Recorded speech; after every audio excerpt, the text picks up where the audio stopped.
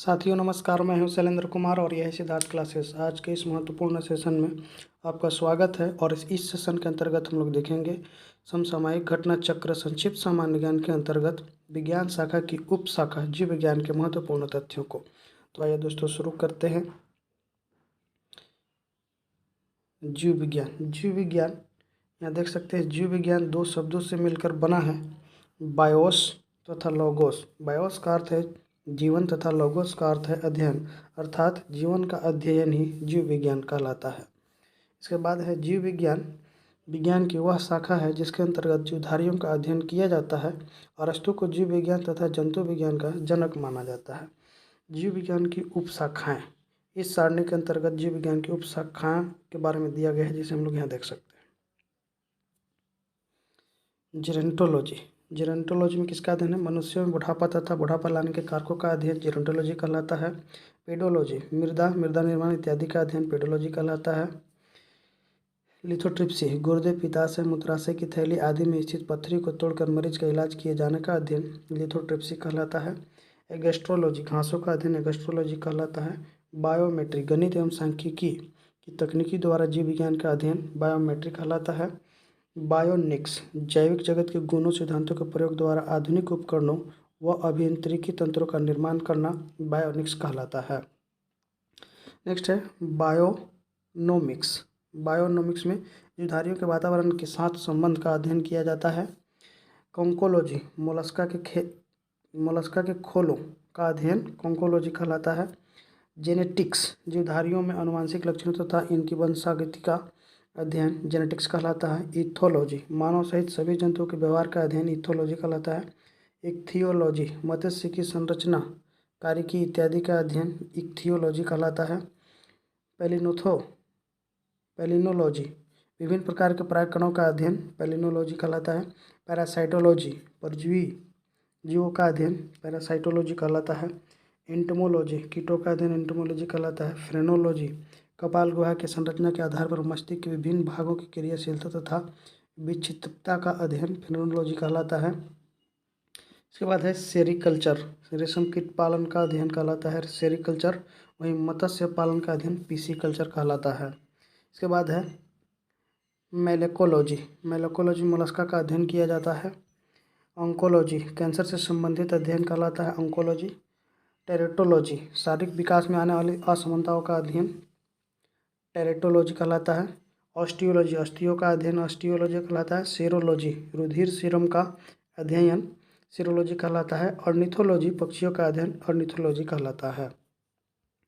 कोशिका विज्ञान।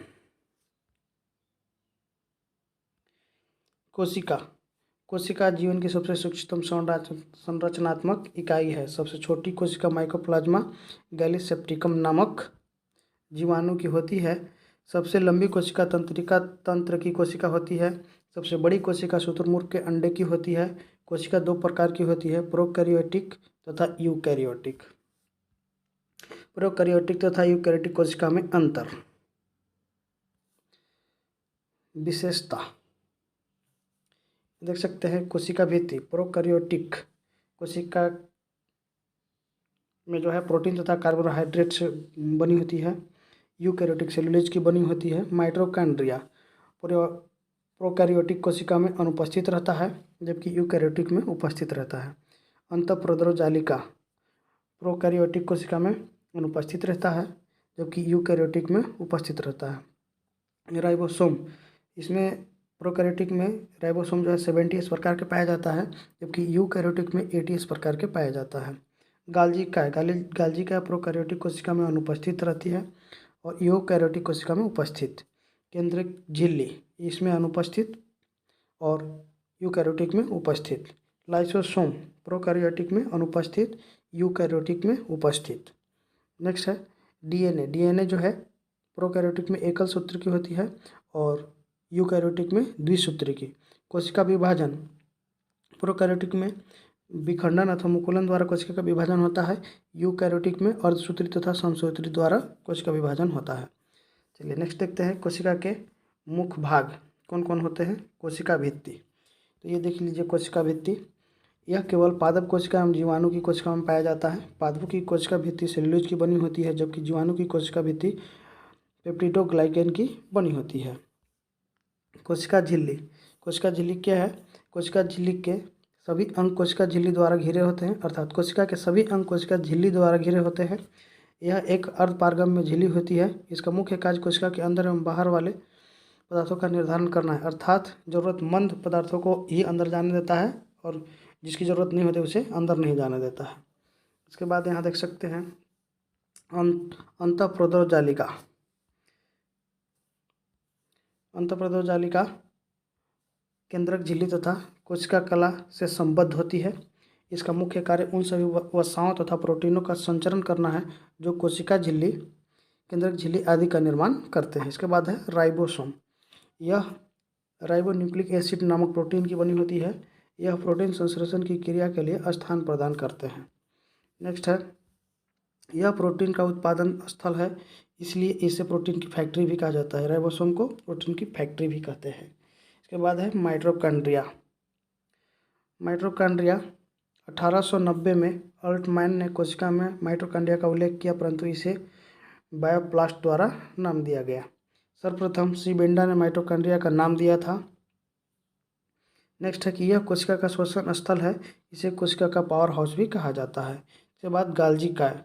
गाल्जी काय, इसकी खोज कैमिलो गाल्जी ने 1898 ईस्वी में की थी। गाल्जी काय को लाइपोकॉन्ड्रिया भी कहते हैं। पौधे में इसे डिक्टियोसोम कहते हैं। कोशिकीय स्रावन।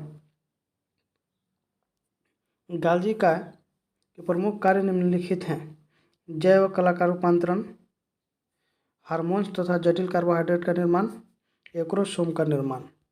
ये सभी जो है आपको गाल्जी काय का मुख्य कार्य है। इसके बाद ग्लाइकोप्रोटीन तथा ग्लाइकोलिपिड का निर्माण करना। इसके बाद है लाइसोसोम। लाइसोसोम क्या है? वर्ष 1955 में लाइसोसोम की खोज सर्वप्रथम डी डुबे ने किया था। लाइसोसोम का प्रमुख कार्य है बाह्य पदार्थों का भक्षण एवं पाचन करना है। इसी प्रकार इसे आत्महत्या की थैली भी कहा जाता है। तारक काय या सेंट्रोसोम। सेंट्रोसोम की खोज एडवर्ड अनबेंडेन ने 1883 में किया था, जबकि इसका नामकरण टी बॉबेरी 1888 में किया था। तारक काय मात्र जंतु की कोशिकाओं में पाया जाता है। लवक या प्लास्टिड। लवक की खोज हेकेल नामक वैज्ञानिक ने की। लवक प्रायः पादप कोशिकाओं में पाया जाता है। देखते हैं लवक के प्रकार। हरित लवक। हरित लवक जो है, हरित लवक में पर्णहरिम या क्लोरोफिल नामक हरे रंग का वर्णक पाया जाता है।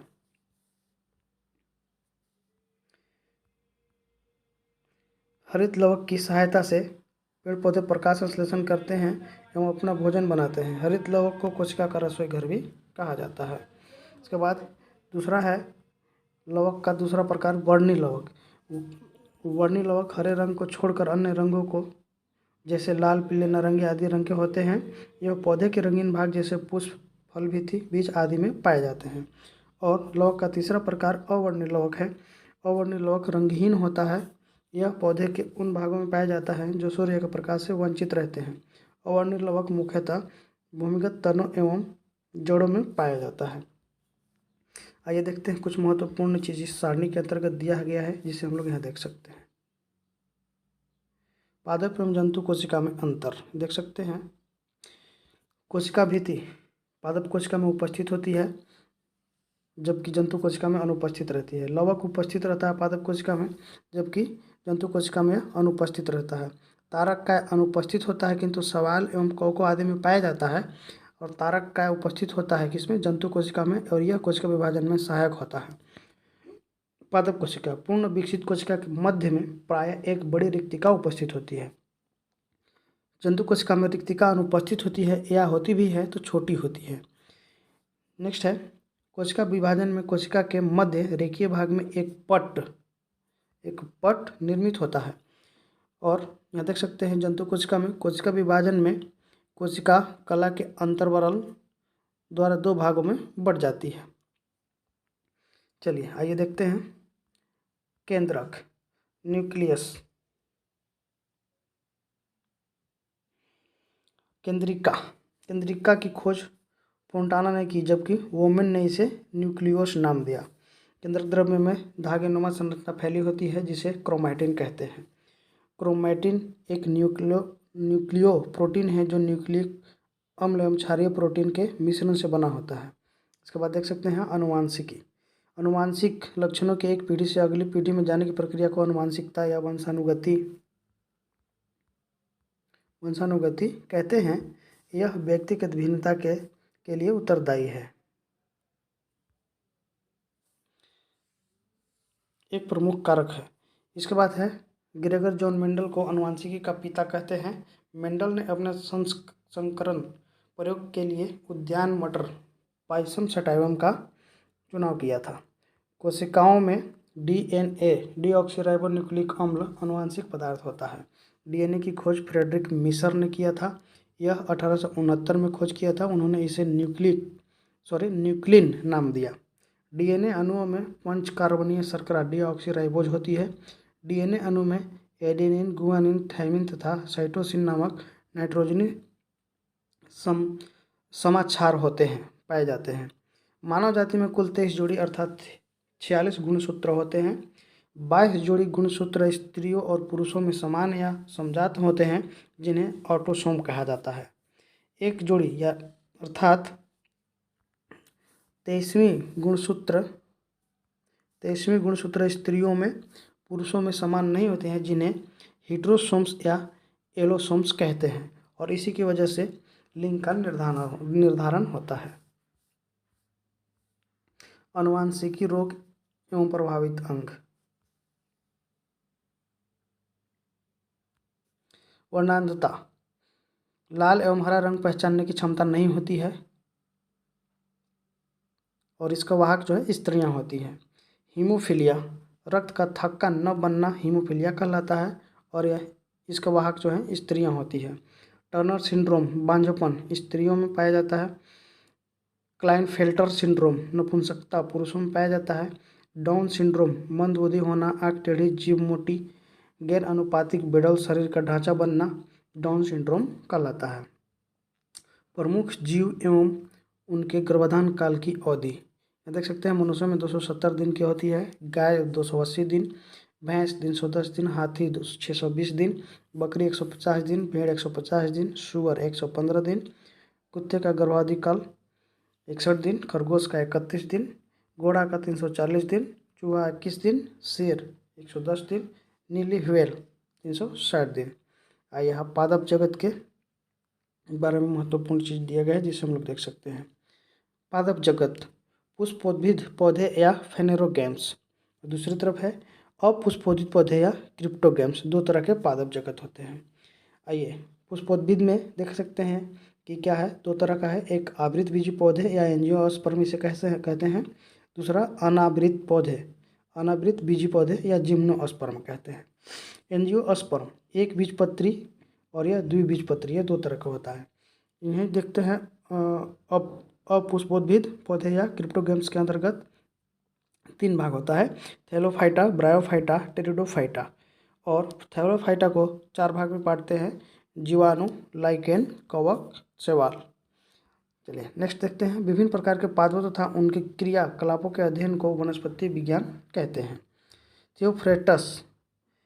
थियोफ्रेस्टस को वनस्पति विज्ञान का जनक माना जाता है। पौधे में तत्वों की कमी से उत्पन्न होने वाले रोग। चुकंदर का हार्ट रॉट बोरान की कमी से। सेब में आंतरिक काग बोरान की कमी से। नींबू में डाइबेक रोग तांबा की कमी से। पत्ता गोभी में व्हीट पटेल रोग मोलिब्डेनम की कमी से। नींबू में लिटिल लीफ रोग जस्ता की कमी से। धान में खैरा रोग जस्ता की कमी से। इसके बाद फूलगोभी में ब्राउनिंग रोग बोरान की कमी से। धान्य एवं लेग्यूमिनस पौधों में पुनः ग्रहण रोग तांबा की कमी से। इसके बाद देख सकते हैं वनस्पति विज्ञान से संबंधित कुछ महत्वपूर्ण तथ्य। सबसे बड़ा आवृत्ति बीजी पौधा यूकेलिप्टस है। विश्व का सबसे लंबा वृक्ष सिकोया है, यह अनावृत बीजी होता है। सबसे छोटा आकार में आवृत बीजी पौधा उल्फिया ग्लोबोसा है। सबसे बड़ा बीज लोडेसिया है। सबसे बड़ा पुष्प रेफ्लेसिया और नोल्डॉई है। सबसे बड़ा बीजांड साइकस है। सबसे छोटा बीज आर्किड है। सबसे छोटी कोशिका माइकोप्लाज्मा है। सबसे कम गुणसूत्र वाला आवृतबीजी पौधा हेप्लोपेप्पस ग्रेसिलिस 2n बराबर 4 2 होता है। सबसे ज़्यादा गुणसूत्र वाला आवृतबीजी पौधा ये है आपका ओफियोग्लोसम 2n अर्थात 1266 गुणसूत्र होता है। सबसे बड़ा ब्रायोफाइटा ये डायसोनिया है जो सबसे बड़ा ब्रायोफाइटा है। इसके बाद विषाणु देख सकते हैं। विषाणु अकोशिकीय अति सूक्ष्म जीव है जो केवल जीवित कोशिका में ही वंश वृद्धि कर सकते हैं। इसकी खोज 1892 में इवानोस्की द्वारा की गई थी। कवक क्या है? फफूंद अर्थात कवकों के अध्ययन को कवक विज्ञान अर्थात माइकोलॉजी कहा जाता है। कवक प्रायः सभी जगहों पर पाए जाते हैं। यह क्लोरोफिल रहित सकेंद्रीय समूहन उत्तक रहित थैलोफाइट हैं। इसके बाद यहाँ देख सकते हैं आप रोग और कवक का नाम है और रोग है। तो आलू की पछेती अंगमानी रोग जो है फाइटोप्थोरा इन्फेस्टन्स कवक के द्वारा होता है। आलू का वाट रोग सिनकाइट्रियम इंडोबायोटिकम कवक के द्वारा होता है। आलू की अगेती अंगमारी अर्टनेरिया सोलेनाई कवक के द्वारा होता है। यहाँ नेक्स्ट है क्रूसीफेरी में श्वेत गैरिक रोग जो है एल्बुगो कैंडिडा कवक से होता है। गेहूं का स्लथकंठ यूस्टिलैगो न्यूडाट्रिटी साई कवक द्वारा होता है। गन्ने का रेड रॉट रोग जो है कोलिट्रोट्राइकम फलकेटम कवक के द्वारा होता है। मूंगफली का टिक्का रोग सर्कोस्पोरा पर्सोनेटा कवक के द्वारा होता है। अरहर की मलानी रोग जो है फ्यूजेरियम ओडम कवक के द्वारा होता है। जौ का स्लथकंठ या निरावृत स्मट रोग जो है यूस्टिलैगो न्यूडा कवक के द्वारा होता है। आइए लाइकेन शैवाल तथा कवक के साहचर्य से निर्मित जीव समूह है। लाइकेन में लैंगिक जनन केवल इनके कवकी घटक द्वारा होता है। जीवाणु विज्ञान की वह शाखा जिसके अंतर्गत जीवाणु का अध्ययन किया जाता है जीवाणु विज्ञान अर्थात बैक्टीरियोलॉजी कहलाता है। जीवाणु सबसे सरल अति सूक्ष्म तथा एक कोशिकीय आद्य जीव है। 1683 ईस्वी में सर्वप्रथम हॉलैंड के निवासी एंटोनी वान लीवेनहॉक ने इसकी खोज की। इन्हें जीवाणु विज्ञान का पिता कहा जाता है। जीवाणु नाम 1829 ईस्वी में सर्वप्रथम एरनबर्ग ने दिया। रॉबर्ट कोच ने कॉलरा तथा क्षय रोग के जीवाणु की खोज की। लुई पास्चर ने रेबीज के टीके पाश्चराइजेशन तथा किण्वन की खोज की। आइए यहाँ देख सकते हैं जीवाणु से होने वाले रोग। स्यूडोमोनास सोलेनेसेरम आलू का सेथिल रोग जो है जीवाणु से होता है। इसके बाद है क्राउन गाल रोग जो है एग्रोबैक्टीरियम ट्यूमिफेंसियम जीवाणु से होता है। इसके बाद बंद गोभी अर्थात बंदा गोभी का काला गलन रोग जो है जेंथोमोनास कैम्पेट्रिस जीवाणु के द्वारा होता है। इसके बाद देख सकते हैं अनावृत बीजी पौधे। यह वास्तव में टेरिडोफाइट्स तथा आवृत बीजी पौधे के बीच का समूह है। इस समूह में वे पौधे आते हैं जिनमें बीज तो बनते हैं परंतु वे नग्न रूप में पौधे पर लगे रहते हैं। इनमें अंडाशय का पूर्णतः अभाव पाया जाता है। संसार का सबसे ऊंचा पौधा सिकोया संपरवायरेंस इसी समूह से संबंधित है। आवृत बीजी इस समूह के पौधे में बीज फल के अंदर होते हैं। इसमें प्रायः जड़ तना पत्ती फल फूल तथा बीज पूर्ण विकसित अवस्था में पाए जाते हैं। पुष्प की उपस्थिति तथा द्विनिषेचन इन पौधों का अद्वितीय लक्षण है। इन पौधों के बीच में बीज पत्र होते हैं जिसके आधार पर इस समूह को 2 वर्गों में विभाजित किया गया है। एक बीजपत्री पौधे और दूसरा द्विबीजपत्री पौधे। एक बीजपत्री पुष्पोद्भिद पौधों का वह समूह है जिनके बीजों में एक ही बीज पत्र होते हैं। द्विबीजपत्री पौधे कैसे होते हैं? तो इनके बीज में 2 बीज पत्र होते हैं। यहाँ देख सकते हैं कुल फैमिली और प्रमुख पौधे किस कुल से संबंध रखते हैं। ब्रैसिकेसी या क्रूसीफेरी कुल के जो है सरसों मूली शलजम है।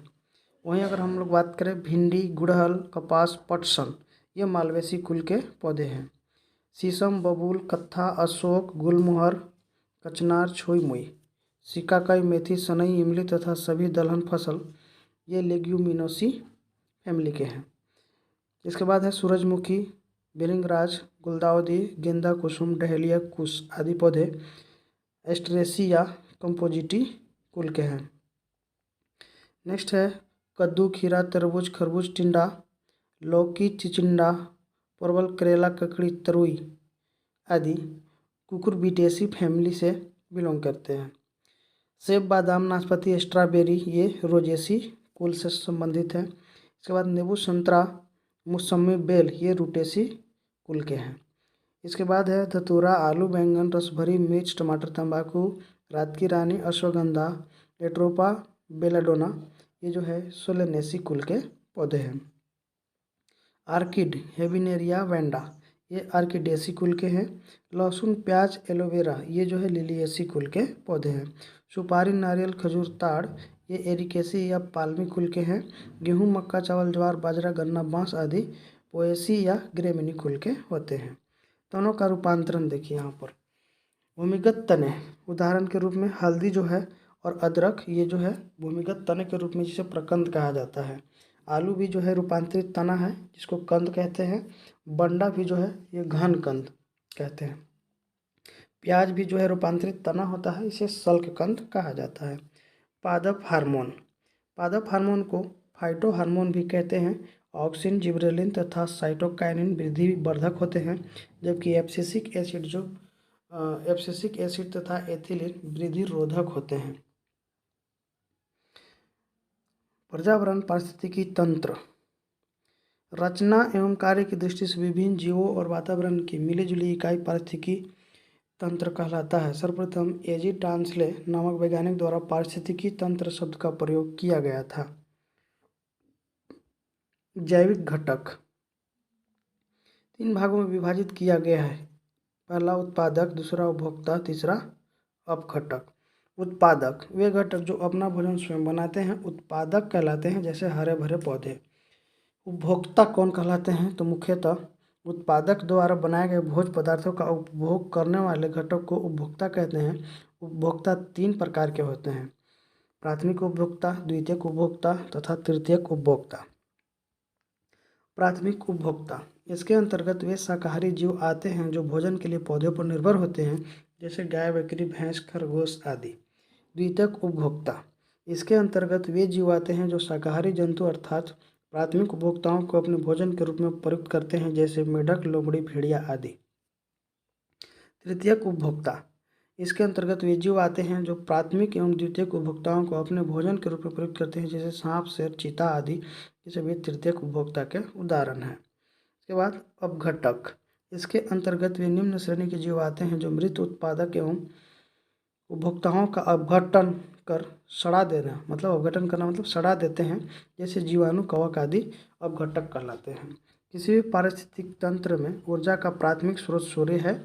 एक पारिस्थितिक तंत्र में जीवित प्राणियों का प्रति इकाई क्षेत्र में संपूर्ण शुष्क भार उसका जीव भार कहलाता है। स्थलीय पारिस्थितिक तंत्र में जीव भार पर पिरामिड सीधा होता है। घास के मैदान में जीव भार का पिरामिड सीधा होता है। एक जलीय पारिस्थितिक तंत्र में जीव भार का पिरामिड उल्टा होता है। ऊर्जा का पिरामिड जो है सर्वदा सीधा रहता है। प्रायः एक खाद्य श्रृंखला में सबसे अधिक संख्या में प्राथमिक उत्पादक होते हैं। इसके बाद है पाचन में सहायक प्रमुख अंग अमाशय। ग्रसिका से होकर भोजन ज्यों ही अमाशय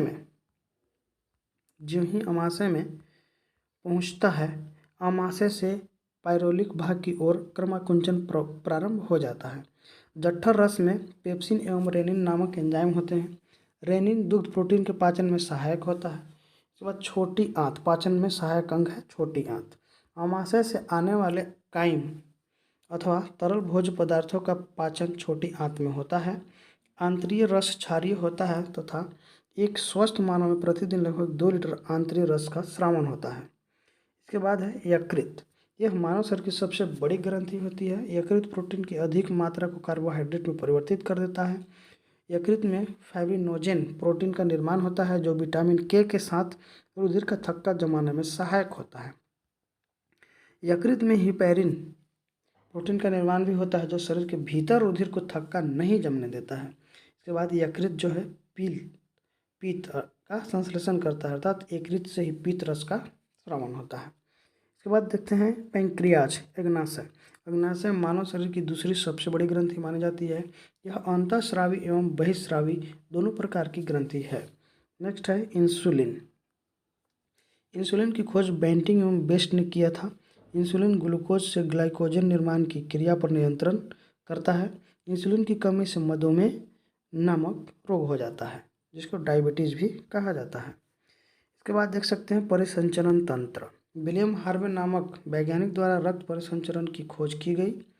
रक्त परिसंचरण तंत्र के अंतर्गत निम्नलिखित 4 प्रमुख अंग आते हैं।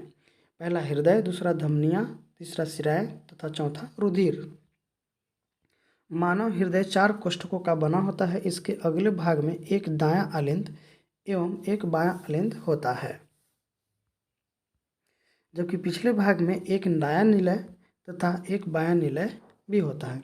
दायां अलिंद एवं दायां निलय के बीच त्रिवलनी कपाट होता है।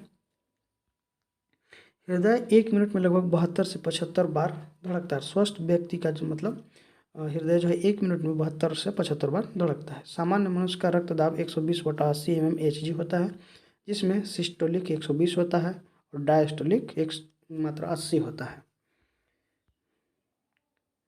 चिकित्सा उपकरण और उसका प्रयोग। स्टेथोस्कोप का क्या कार्य है? तो हृदय गति अर्थात हृदय स्पंदन की दर मापने में प्रयुक्त होता है। पेसमेकर हृदय गति अधिक हो जाने या कम हो जाने पर इसे सामान्य अवस्था में लाने हेतु इसका प्रयोग किया जाता है। स्फिग्मोमैनोमीटर रक्तदाब मापने हेतु प्रयुक्त उपकरण स्फिग्मोमैनोमीटर होता है। कंप्यूटेड टोमोग्राफी संपूर्ण शरीर में किसी असामान्यता या विकृति का स्कैन पता लगाने हेतु इसका प्रयोग किया जाता है।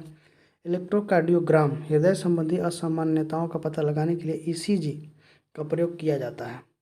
इलेक्ट्रोइंसेफेलोग्राम मस्तिष्क की विकृतियों का पता लगाने के लिए, जिसे EEG भी कहा जाता है। Auto analyser glucose, urea, cholesterol आदि की जांच के लिए प्रयुक्त होता है। इसके बाद MRI का प्रयोग जो है मैग्नेटिक रेजोनेंस इमेजिंग, इसका फुल फॉर्म होता है MRI का मैग्नेटिक रेजोनेंस इमेजिंग, द्वारा संपूर्ण शरीर में असामान्यता या विकृति का पूर्णतः सही पता लगाया जाता है। इसके बाद नेक्स्ट देखते हैं शिरा, जो एक परिसंचरण तंत्र का प्रमुख अंग है। विभिन्न अंगों से हृदय की ओर रक्त ले जाने वाली रक्त वाहिनी को शिरा कहते हैं। पल्मोनरी शिरा फेफड़ा से बाएं अलिंद में रक्त को पहुंचाता है जो शुद्ध होता है। धमनी हृदय से शरीर के विभिन्न अंगों की ओर रक्त ले जाने वाली रक्त वाहिनियां धमनी कहलाती है। पल्मोनरी धमनी दाहिने निलय से फेफड़ा में रक्त पहुंचाती है। हृदय की मांसपेशियों को रक्त पहुंचाने वाली वाहिनी या वाहिकाओं को कोरोनरी धमनी कहते हैं। कोरोनरी धमनी में किन्हीं कारणों से रुकावट हो जाने पर हृदयाघात अर्थात हार्ट अटैक की समस्या उत्पन्न हो जाती है। इसके बाद रुधिर एक तरल संजोयी ऊतक है। रुधिर एक क्षारीय विलयन है जिसका pH मान 7.4 होता है। वयस्क मनुष्य में सामान्यतः 5 से 6 लीटर रुधिर होता है। लाल रक्त कणिकाएं या एरिथ्रोसाइट लाल रक्त कणिकाओं का निर्माण अस्थिमज्जा में होता है। इनकी मृत्यु यकृत एवं प्लीहा में होती है। कुल कणिकाओं का 99% भाग RBC होती है। हिम वर्ण के कारण ही रुधिर का रंग लाल होता है, अर्थात लौह की उपस्थिति के कारण जो ब्लड का रंग है वो लाल होता है। हीमोग्लोबिन का प्रमुख कार्य ऑक्सीजन का परिवहन करना है। इसके बाद देख सकते हैं श्वेत रुधिर कणिका या ल्यूकोसाइट WBC जिसे कहा जाता है। इनका प्रमुख कार्य शरीर को सुरक्षा प्रदान करना होता है। सर्वाधिक सुरक्षा करने वाली WBC लिम्फोसाइट जो कि हमारे शरीर को सर्वाधिक सुरक्षा प्रदान करते हैं। रुधिर प्लेटलेट्स का प्रमुख योगदान रुधिर का थक्का बनाने में होता है। रुधिर प्लेटलेट्स केवल स्तनियों के रुधिर में पाई जाती है। इसके बाद देख सकते हैं प्लाज्मा की मात्रा कुल रुधिर का 55% होती है। ग्लूकोज की मात्रा 80 से 120 मिलीग्राम प्रति डेसीलीटर रुधिर होता है। शरीर में रुधिर का निर्माण लाल अस्थि मज्जा में होता है। आवश्यकता से अधिक रुधिर का संचय या शरीर की रुधिर बैंक प्लीहा या तिल्ली में होता है। शरीर में आरबीसी का जीवन काल लगभग 120 दिन का होता है। प्लीहा को मृत रुधिर कणिकाओं का कब्रिस्तान भी कहा जाता है। रक्त समूह, ये देखते हैं। रक्त समूह की खोज कार्ल लैंडस्टीनर ने किया था। एंटीजन दो प्रकार की होती है, एंटीजन ए तथा एंटीजन बी। रक्त समूह ए बी को सर्वग्राही तथा रक्त समूह ओ को सर्वदाता कहते हैं। लैंडस्टीनर एवं मीनर द्वारा रेसस बंदर के रक्त में आरएस फैक्टर की खोज की गई।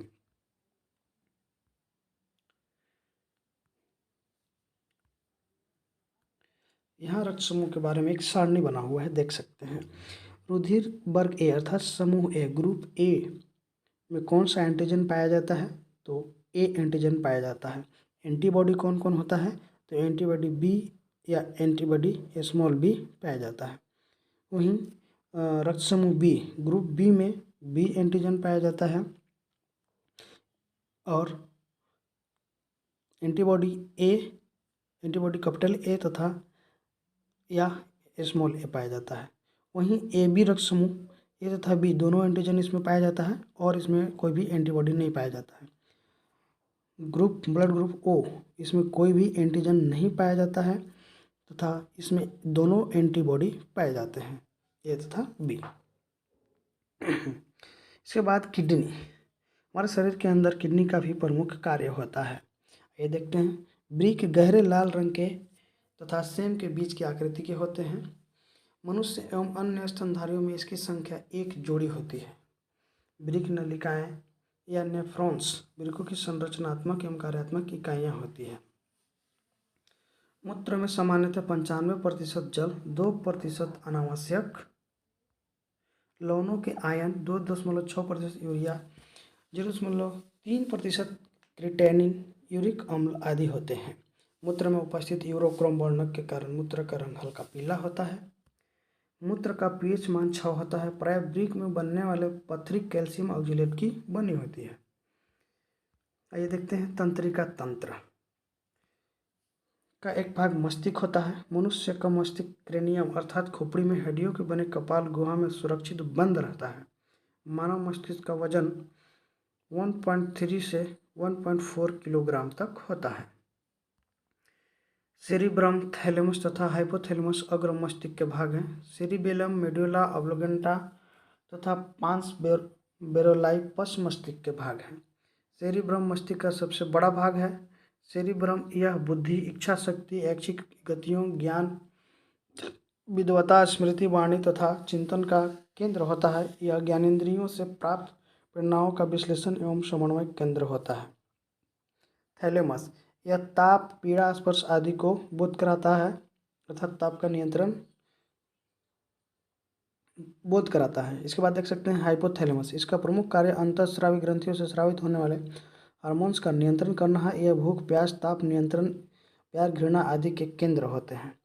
सेरिबेलम यह पश्च मस्तिष्क के ऊपरी भाग में स्थित होता है। सेरिब्रम के बाद यह मस्तिष्क का दूसरा सबसे बड़ा भाग है।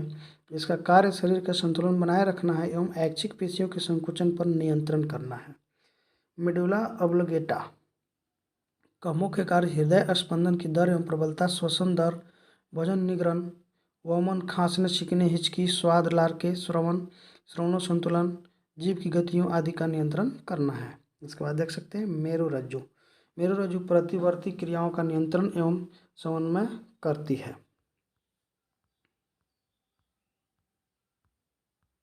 मेरुरज्जु मस्तिष्क से आने जाने वाले उद्दीपनों का सम्मोहन करती है। इसके बाद है कंकाल तंत्र। वयस्क मनुष्य का अंतः कंकाल 206 हड्डियों का बना होता है। नोट, शरीर की सबसे छोटी हड्डी जो होती है स्टेपिस होती है और सबसे बड़ी हड्डी फीमर होती है जो जांघ में होती है। हमारे शरीर में 12 जोड़ी अर्थात 24 पसलियाँ पाई जाती हैं। यह हमारे वक्षीय कटहरे का पार्श्व भाग बनाती हैं। अंतःस्रावी तंत्र, बहिस्रावी ग्रंथि, इनसे स्रावित पदार्थ इनकी नलिकाओं में बहकर संबंधित एपिथेलियम स्तर की सतह पर मुक्त होती है, जैसे दुग्ध ग्रंथि, श्वेत ग्रंथि, अश्रु ग्रंथि, श्लेष्मा ग्रंथि, लाल ग्रंथि आदि बहिस्रावी ग्रंथि हैं। अंतःस्रावी ग्रंथि, इनसे स्रावित पदार्थ या हार्मोन्स उत्तक द्रव्य में मुक्त होते हैं और रुधिर कोशिकाओं में पहुंचकर सारे शरीर में संचारित होते हैं, जैसे पीयूष अर्थात प्यूटरी ग्रंथि, थायराइड ग्रंथि, पैराथायराइड ग्रंथि, अधिभृक अर्थात एड्रिनल पीनियल थाइमस ग्रंथि आदि अंतःस्रावी ग्रंथि हैं। मिश्रित ग्रंथियाँ कौन है देखते हैं।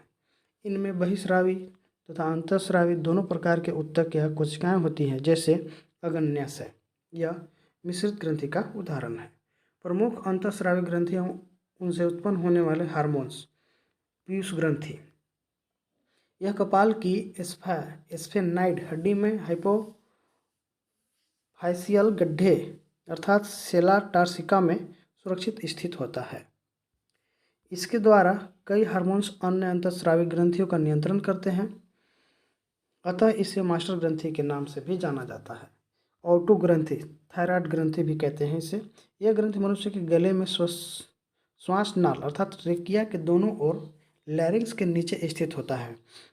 इससे ट्रेटा आयोडोथायरोनिन या थायरोक्सिन एवं ट्रायोडोथायरोनिन हार्मोन का स्राव होता है।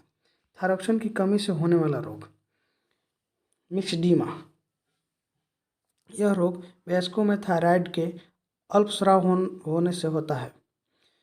इससे उपापचय दर अर्थात BMR बहुत कम होता जाता है, अतः समय से पहले वृद्धावस्था के लक्षण दिखाई देने लगते हैं। जड़ मानवता, यह रोग भ्रूण में या शिशु अवस्था में थायराइड के अल्पस्रावन के कारण होता है। इसमें बच्चों का मानसिक एवं शारीरिक विकास अवरुद्ध हो जाता है और बच्चे बौने रह जाते हैं। सामान्य घेंगा या गलगंड, थायराइड ग्रंथि के बड़ी होकर फूलने को घेंगा रोग कहते हैं। यह रोग भोजन में आयोडीन की कमी से उत्पन्न होता है। हाशिमोटो का रोग, यह रोग वृद्धावस्था, चोट, संक्रमण, शल्य चिकित्सा आदि के कारण थायराइड ग्रंथि के अत्यधिक अल्पस्रावन या क्षतिग्रस्त होने से होता है। पराऑटो ग्रंथि, यह गले में थायराइड ग्रंथि के ठीक पीछे स्थित होती है। यह भ्रूण के एंडोडर्म से व्युत्पन्न ग्रंथि है।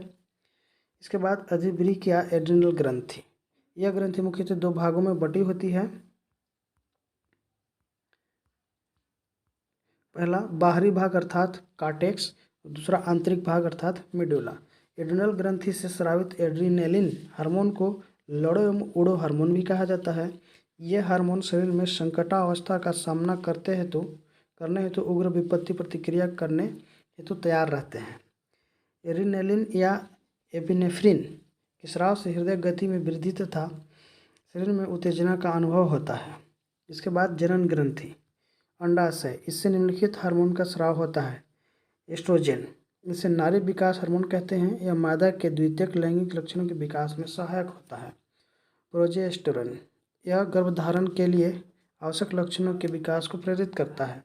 इसके बाद वृषणों की लेडिक कोशिकाओं से नर हार्मोन्स अर्थात एंड्रोजेंस का स्रावन होता है। प्रमुख एंड्रोजन टेस्टोस्टेरोन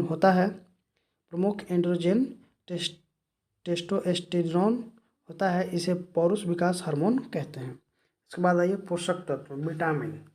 विटामिन की खोज फंक ने किया था। विटामिन्स जटिल कार्बनिक यौगिक होते हैं। अब तक लगभग 20 प्रकार के विटामिन ज्ञात हो चुके हैं, जिनकी दो श्रेणियां हैं, जल में घुलनशील तथा वसा में घुलनशील। अच्छा, यहाँ पर देख सकते हैं, यहाँ से प्रश्न अक्सर पूछ लिया जाता है कि जल में घुलनशील विटामिन कौन कौन है, तो B तथा C जो है जल में घुलनशील है। वहीं वसा में घुलनशील vitamin A, D, E, K अर्थात इसे आप KEDA अर्थात कीड़ा भी पढ़ सकते हैं ट्रिक बनाने के लिए। इसके बाद आप यहाँ पर देख सकते हैं विटामिन कमी से उत्पन्न रोग और उसके स्रोत देख सकते हैं। विटामिन A, जिसे रेटिनॉल कहा जाता है, इसकी कमी से होने वाली बीमारी रतौंधी, जीरोप्थैलेमिया, संक्रमण, त्वचा की कोशिकाओं में परिवर्तन। अच्छा, यहाँ प्राप्त कहाँ से होता है? गाजर, हरी सब्जियाँ, दूध, मक्खन, अंडा, जिगर आदि से विटामिन A की प्राप्ति होती है। विटामिन B, बेरी, इसकी कमी से बेरी वृद्धि रुक जाता है, ऐसे रोग होते हैं। और विटामिन B को थायमिन कहा जाता है। इसका स्रोत जो है अनाज, फलियाँ, सोयाबीन, दूध आदि हैं। इसके बाद विटामिन B2। विटामिन B2 जो है इसको राइबोफ्लेविन कहा जाता है। किलोसिस रोग होता है, यह प्राप्त कहाँ से होगा? पनीर, अंडे, यीस्ट, मांस, हरी पत्तियाँ आदि से विटामिन B2 प्राप्त होता है। विटामिन B3 जिसे नियासिन या निकोटिनिक अम्ल भी कहा जाता है, इससे कमी से पेलाग्रा रोग होता है और यह यीस्ट, मांस, मछली, अंडे, दूध, फलियां आदि से प्राप्त होता है। विटामिन B5 जिसे पेंटोथेनिक अम्ल भी कहा जाता है, इसकी कमी से चर्म रोग, वृद्धि कम, बाल सफ़ेद होना इत्यादि रोग होते हैं और यह अंडे, दूध, मांस, मूंगफली आदि से प्राप्त होता है। विटामिन B6 पैराडॉक्सिन, जिसका रासायनिक नाम पैराडॉक्सिन होता है और इसकी कमी से रक्तहीनता, चर्म रोग, पेशी ऐंठन और यह जो है दूध, यीस्ट, अनाज, मांस आदि से प्राप्त होता है। विटामिन B7 बायोटिन जिसे कहा जाता है, इसकी कमी से चर्म रोग, बालों का झड़ना होता है और यह जो है प्राप्त होता है मांस, गेहूँ, अंडा, सब्जी, फल आदि से प्राप्त होता है। विटामिन B9 जिसे फॉलिक एसिड कहा जाता है, इसकी कमी से रक्त क्षीणता, कुंठित वृद्धि हो जाता है और यह जो है हरी सब्जियां, फलियां, यीस्ट, मांस, अंडे आदि से प्राप्त होते हैं। विटामिन B12 साइनोकोबालामिन, इसकी कमी से रक्त क्षीणता, तंत्रिका तंत्र की गड़बड़ियाँ और यह प्राप्त कहाँ से होगा? मांस, मछली, अंडा, दूध, आंत के जीवाणु आदि से। विटामिन C जिसे एस्कॉर्बिक अम्ल भी कहा जाता है, इसकी कमी से स्कर्वी रोग होता है और यह नींबू वंश के फल, टमाटर, आंवला, सब्जियां आदि से प्राप्त होता है। विटामिन D जिसे कैल्सीफेरॉल कहा जाता है और इसकी कमी से सूखा रोग जिसे रिकेट्स कहते हैं सूखा रोग, रिकेट्स, ऑस्टियोमोलासिस कहते हैं, होता है। इसके बाद विटामिन D की प्राप्ति मक्खन, मछली का तेल, अंडा आदि तथा सूर्य के प्रकाश से शरीर में संश्लेषण हो जाता है। विटामिन E जिसे टेकोफेरॉल कहा जाता है, यह इसकी कमी से जनन क्षमता की कमी, जननांग तथा पेशियाँ कमजोर हो जाती हैं और यह जो है तेल, गेहूँ, अंडे की जर्दी, सोयाबीन आदि से प्राप्त होते हैं। विटामिन K नेफ्थोक्विनोन या फिलोक्विनोन कहा जाता है। विटामिन K की कमी से चोट पर रक्त थक्का न जमना, चोट लगने पर अर्थात कट फट जाता है तो रक्त थक्का नहीं जमता है, लगातार स्रावित होता रहता है, जिससे कि मनुष्य या किसी भी जीव की मृत्यु हो जाती है। इसे प्राप्त करने के लिए हरी सब्जियां, अंडा, सोयाबीन, आंत के बैक्टीरिया आदि से प्राप्त किया जा सकता है। आइए देखते हैं, सोयाबीन में प्रोटीन की सर्वाधिक मात्रा पाई जाती है, मूंगफली में प्रोटीन, वसा और शर्करा पाई जाती है, बाल केराटिन नामक प्रोटीन का बना होता है, दूध में केसिन नामक प्रोटीन उपस्थित होता है जिसके कारण दूध सफ़ेद रंग का होता है। गाय के दूध का हल्का पीला रंग कैरोटीन की उपस्थिति के कारण होता है। दूध प्रोटीन को पचाने वाला एंजाइम रेनिन होता है। सामान्य क्रियाशील महिला के लिए प्रोटीन की उपयुक्त दैनिक मात्रा 45 से 46 ग्राम होना चाहिए। दूध पिलाने वाली माँ को प्रतिदिन 65 से 70 ग्राम प्रोटीन की आवश्यकता होती है। मानव शरीर के 50 से 75% ऊर्जा की पूर्ति कार्बोहाइड्रेट द्वारा होती है। गेहूं, चावल, मक्का, बाजरा, आलू, शकरकंद आदि कार्बोहाइड्रेट के प्रमुख स्रोत हैं। वसा, असंतृप्त वसा वनस्पति और मछली से प्राप्त होती है। संतृप्त वसा ताड़ और नारियल से प्राप्त होता है। एक वयस्क व्यक्ति को लगभग 20 से 30% ऊर्जा वसा से प्राप्त होती है। न्यूक्लिक अम्ल के क्या कार्य हैं देख सकते हैं। क्रोमैटिन धागे का निर्माण करता है, प्रोटीन का संश्लेषण एवं नियंत्रण करता है, आनुवांशिक गुणों का पीढ़ी दर पीढ़ी संवहन करता है। यहाँ पर देख सकते हैं जल, हमारे शरीर के भार का लगभग 60 से 70% जो भाग होता है वह जल होता है। जीवाणु जनित रोग, टिटेनस जो है क्लास्ट्रीडियम टिटेनी नामक जीवाणु से होता है, इससे प्रभावित अंग तंत्रिका तंत्र होता है। टाइफाइड जो है साल्मोनेला टाइफी जीवाणु से होता है और इससे प्रभावित अंग आंत है। हैजा जो है विब्रियो कलरी जीवाणु से होता है, इससे प्रभावित अंग आंत है। निमोनिया किससे होता है? डिप्लोकोकस निमोनी या स्ट्रेप्टोकोकस निमोनी बैक्टीरिया से होता है और इससे प्रभावित अंग फेफड़ा होता है। क्षय रोग जिसे टीबी कहा जाता है और यह माइकोबैक्टीरियम ट्यूबरक्लोसिस नामक जीवाणु से होता है और इससे प्रभावित अंग फेफड़ा तथा हड्डियाँ होती है। इसके बाद प्लेग जो है यर्सिनिया पेस्टिस या पास्चुरेला पेस्टिस नामक जीवाणु से होता है और इससे प्रभावित अंग फेफड़ा, दोनों पैरों के बीच का जो भाग होता है वह प्रभावित होता है। गोनोरिया किससे होता है? तो नाइसेरिया गोनोरियाई नामक जीवाणु से होता है और इससे प्रभावित अंग मूत्र मार्ग होता है। डिप्थीरिया किस जीवाणु से होता है? तो यहाँ पर देख सकते हैं क्रोनिबैक्टीरियम डिप्थीरी जीवाणु से होता है और इससे प्रभावित अंग श्वास नली होता है। काली खांसी बोडेटेल्ला पर्टुसिस नामक जीवाणु से होता है, इससे श्वसन तंत्र प्रभावित होता है। कोढ़ नामक रोग जो है माइकोबैक्टीरियम लेप्री से होता है इससे प्रभावित अंग तंत्रिका तंत्र या त्वचा होता है। सिफिलिस रोग जो है ट्रेपोनेमा पैलिडम नामक जीवाणु से होता है। इससे प्रभावित अंग जननांग होता है। इसके बाद विषाणु से होने वाले रोग देख सकते हैं। एड्स जो है HIV वायरस से होता है। प्रभावित अंग प्रतिरक्षा तंत्र अर्थात हमारे इम्यून सिस्टम को ही खत्म कर देता है। इसके बाद पोलियो जो है पोलियो नामक विषाणु से होता है और इससे प्रभावित अंग गला, रीढ़ व तंत्रिका तंत्र प्रभावित होता है। इन्फ्लुएंजा जो मिक्सो विषाणु से होता है और श्वसन मार्ग को प्रभावित करता है। चेचक बेरियोला विषाणु से होता है, संपूर्ण शरीर को प्रभावित करता है। चिकन पॉक्स बेरिसेला विषाणु से होता है, संपूर्ण शरीर को प्रभावित करता है। खसरा पेरिमिक्सो विषाणु से होता है, संपूर्ण शरीर को अर्थात त्वचा को प्रभावित करता है। रेबीज रेबडो विषाणु से होता है, तंत्रिका तंत्र को प्रभावित करता है। हर्पीज विषाणु से होता है और त्वचा को प्रभावित करता है। हेपेटाइटिस बी विषाणु से होता है और यह यकृत को प्रभावित करता है। एड्स का फुल फॉर्म क्या होता है? Acquired immunodeficiency syndrome. ग्लूकोमा व ट्रकोमा आँखों की बीमारी होती है। ग्लूकोमा व ट्रकोमा जो है आँखों की बीमारी है। कीमोथेरेपी का उपयोग कैंसर के इलाज के लिए किया जाता है। सार्स का पूरा नाम सीवियर एक्यूट रेस्पिरेटरी सिंड्रोम है। यहाँ देख सकते हैं परजीवी प्रोटोजोआ जनित रोग और प्रभावित अंग देख सकते हैं। मलेरिया प्लाज्मोडियम परजीवी से होता है और इससे प्रभावित RBC और प्लीहा होता है। यहाँ देख सकते हैं पैरिया इंटअमीबा जिंजिवेलिस प्रोटोजोआ से होता है, प्रभावित मुसोड़ा को कर देता है। निद्रा रोग ट्रिपेनोसोमा गैवियंस नामक प्रोटोजोआ से होता है और यह मस्तिष्क को प्रभावित करता है। अमीबियासिस जिसे पेचिस कहा जाता है, इंटअमीबा हिस्टोलिका नामक प्रोटोजोआ से होता है और इससे प्रभावित अंग आंत होता है। काला आजार जो कि लिस्मेनिया डोनोवानी नामक प्रोटोजोआ से होता है और इससे प्रभावित अंग अस्थि मज्जा होता है। डायरिया जो है गियार्डिया इंटेस्टिनलिस नामक प्रोटोजोआ से होता है और ये छोटी आंत को प्रभावित करता है। पेनिसिलिन प्रथम एंटीबायोटिक है जिसकी खोज अलेक्जेंडर फ्लेमिंग ने किया था। मलेरिया पीड़ित व्यक्ति के रुधिर में मलेरिया परजीवी प्लाज्मोडियम की खोज लेब्रन ने किया। मलेरिया की वाहक मादा एनाफिलीज मच्छर होती है। यहाँ देख सकते हैं फफूंद से होने वाले रोग। दमा किस फफूंद से होता है? तो एस्परजिलियस फ्यूमिगेटस नामक फफूंद से होता है। एथलीट फूड टीनिया पेडिस व ट्राइकोफाइटोन से होता है। गंजापन टीनिया कैपिटिस फफूंद से होता है। दाद ट्राइकोफाइटोन एवं माइकोस्पोरम फफूंद से होता है। मलेरिया से प्रभावित होने वाला अंग प्लीहा है। मलेरिया के उपचार हेतु क्लोरोक्विन कामाक्विन इत्यादि औषधियों का प्रयोग किया जाता है। ऑस्टियोपोरोसिस हड्डी का एक रोग है जिसमें हड्डियां जीर्ण हो जाती हैं। सैल्मोनेला बेसिलाई नामक जीवाणु से भोजन विषाक्तता होती है। इटाई रोग कैडमियम के विषाक्तन से होता है।